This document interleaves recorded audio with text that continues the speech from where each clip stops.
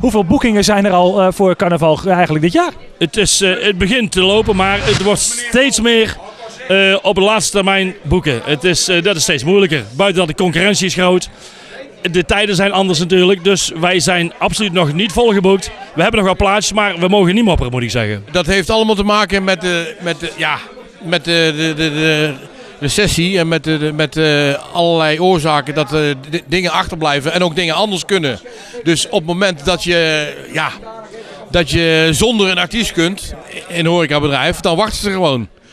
Ik moet wel zeggen, en dat is voor ons wel heel prettig, dat de horecabedrijven die standaard, zeg maar zeggen, traditioneel iets doen, ja, die boeken ons. We hebben wel in Oeteldonk veel dingen staan. En ook in de regio en noem maar op. In Den Bosch is het zo, of de tijd goed is of niet. Iedereen is al aan het sparen voor de carnaval. Ik zelf ook. Ik ben al lang gepensioneerd. Maar elke week. En er zijn er honderden in Den Bosch.